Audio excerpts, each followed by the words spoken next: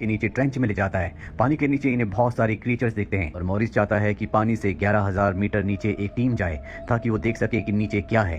दरअसल वहां पर उन्हें एक लेयर दिख रही होती है जिसके बारे में इनका अंदाजा होता है कि शायद ये धरातल हो, यानी कि समंदर का अंत हो। और अब सबमरीन से 3 लोग, जिसमें एक ड्राइवर, दूसरी साइंटिस्ट और तीसरी जॉनस की पत्नी होती है, सबमरीन से नीचे की तरफ बढ़ चलते हैं। इनके पास एक एडवांस रोबोट भी होता है जो पानी के अंदर रहने वाले क्रीचर्स के बारे में इन्हें बताएगा। जब ये और भी नीचे जाते हैं तो सबको पता चल जाता है कि जिसे धरातल समझ रहे थे वो धरातल नहीं है बल्कि थर्मोक्लिन हाइड्रोजन सल्फाइड की एक लेयर है। और जैसे जैसे नीचे पहुंचते हैं तो ऊपर से इनका कनेक्शन पूरी तरह से खत्म हो जाता है। साथ ही जो सबमरीन की ड्राइवर होती है वो कहती है कि पानी में कुछ है। आज से 5 साल पहले जॉनस ने जो कहा था वो सच है और अब इनका कनेक्शन जब पूरी तरह से टूट चुका है, ऊपर बैठे लोगों को समझ में आ जाता है कि इन तीनों की जान खतरे में है। वो तय करते हैं कि वो एक रेस्क्यू टीम को नीचे भेजेंगे, पर यहाँ पर जो डॉक्टर होते हैं वो कहते हैं कि नीचे किसी को भेजा नहीं जा सकता। आज तक इतनी नीचे कोई नहीं गया सिवाय एक आदमी के जिसका नाम जॉनस है। वो 5 साल पहले इतनी नीचे गया था। और इसके बाद ये जॉनस के पास जाते हैं, लेकिन जॉनस इनकी मदद करने से मना कर देता है, पर उसे बताया जाता है कि तुम्हारी XY भी उस सबमरीन में है। ये सुनने के बाद जॉनस को उनकी मदद करने के लिए आना पड़ता है। साथ ही हमें पानी के अंदर दिखाया जाता है जहां पर उनका सबमरीन खराब हो चुका है। वो तीनों की तीनों सबमरीन को ठीक करने की कोशिश करते हैं और इसी कोशिश में लॉरी, जो कि ड्राइवर है, वो इंजर्ड हो जाती है। वहीं ऊपर मिनवे की बेटी को दिखाया जाता है जिसका नाम स्वीन है। मिनवे और उसकी बेटी ओशियोनोग्राफर है, वो इस पूरे प्रोजेक्ट के हेड है। और अब स्वीन चाहती है कि वो नीचे जाकर उन तीनों की मदद करे।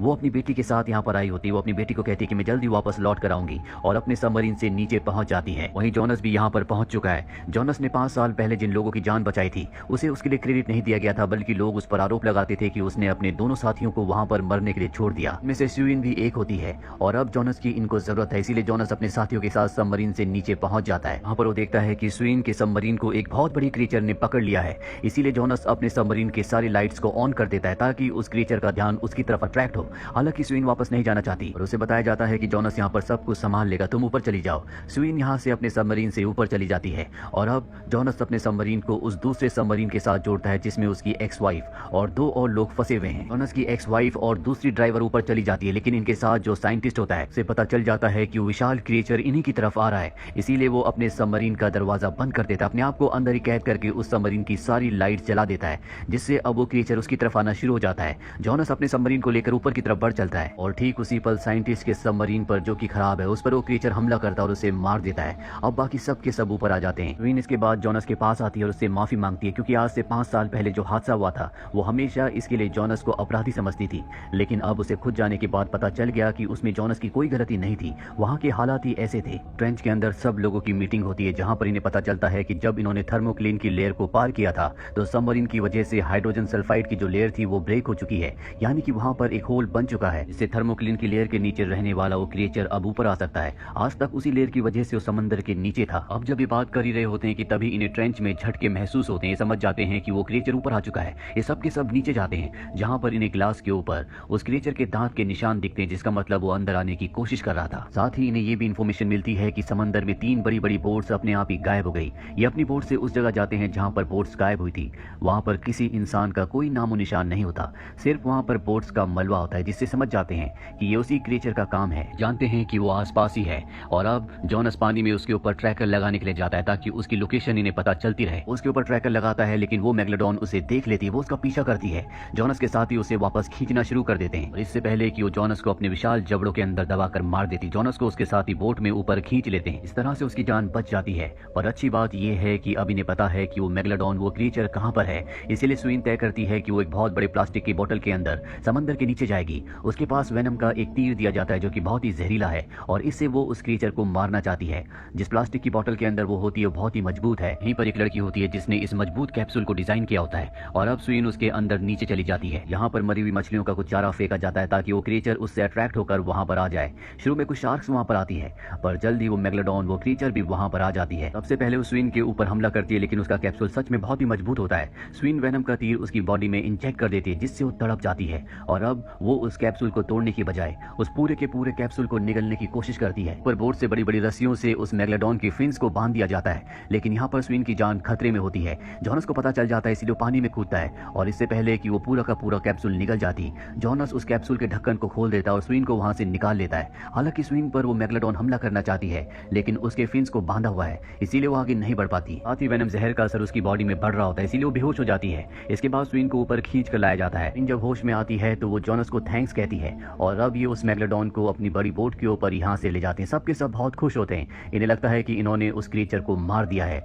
लेकिन तभी उससे बड़ी मेगलोडॉन उसी मेगलोडॉन के ऊपर हमला करके उसे मार देती है। साथ ही यहाँ पर इनकी बोट भी पलट जाती है, कई लोग जख्मी हो जाते हैं। इसी तरह से जॉनस, स्वीन और स्वीन के पिता यहाँ से एक छोटी बोट से निकल जाते हैं, लेकिन स्वीन के पिता मिनवे बहुत ज्यादा जख्मी है, इसीलिए वो दम तोड़ देते हैं, उनकी जान चली जाती है। स्वीन को अपने पिता की मौत से बहुत दुख होता है और वापस ये ट्रेंच पर आ जाते हैं जो समंदर के बीचों बीच होता है। मॉरिस कहता है कि कल सुबह हम सब के सब यहाँ से निकल जाएंगे। ने चाइना की गवर्नमेंट को इस क्रीचर के बारे में बता दिया है। कल सुबह गवर्नमेंट यहाँ पर अपनी आर्मी भेजेगी, जिसके बाद इस क्रीचर को मार दिया जाएगा। सबके सब इस बात से रिलैक्स हो जाते हैं, लेकिन मॉरिस ने ऐसा कुछ नहीं किया होता।